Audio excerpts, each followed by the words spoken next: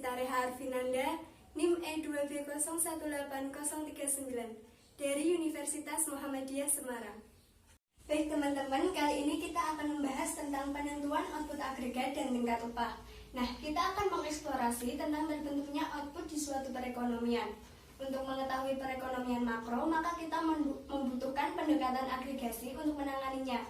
Hal ini memunculkan adanya permintaan agregat, penawaran agregat, dan keseimbangan agregat. Dalam proses pembentukan output, akan dijalankan dengan proses penyediaan input dan teknologi produksi.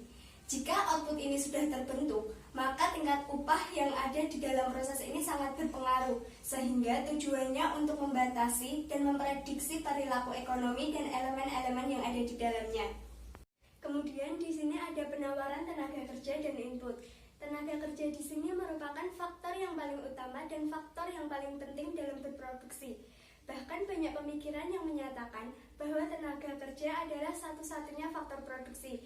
Di sini terdapat dua tenaga kerja. Yang pertama ada tenaga kerja menurun dan yang kedua ada tenaga kerja stabil atau tenaga kerja tinggi. Selanjutnya, penentuan output dan penawaran agregat. Yang pertama, setiap agen ekonomi pasti menentukan berapa output yang dihasilkan. Yang kedua, untuk menentukan output, maka barang dan Y ditambah atau digabung sehingga memperoleh hasil yang optimum. Ketiga, ketika sudah ditambah atau digabung, maka diperlukan wadah untuk menampung barang X. Nama saya Aulia Zulkarnaini, E2B018046.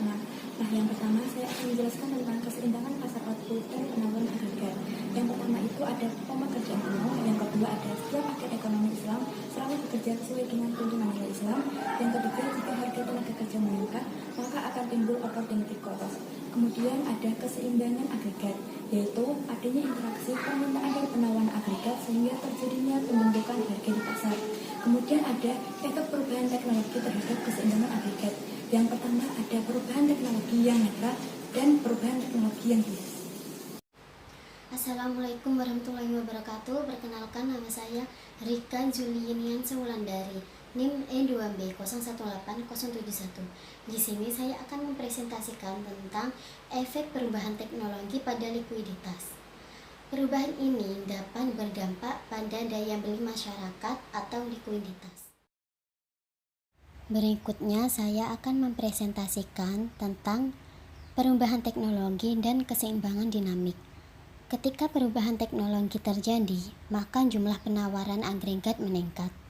Perubahan teknologi ini berdampak positif terhadap perekonomian yang menciptakan adanya keseimbangan dinamik pada pasar barang dan pasar tenaga kerja. Berikutnya saya akan mempresentasikan tentang efek kebijakan pro-efisiensi pada harga dan likuiditas. Ketika pemerintah mengambil kebijakan yang mengarahkan pelaku usaha untuk memproduksi barang yang lebih efisien, maka efisiensi produksi akan mempengaruhi pada pertumbuhan kurva.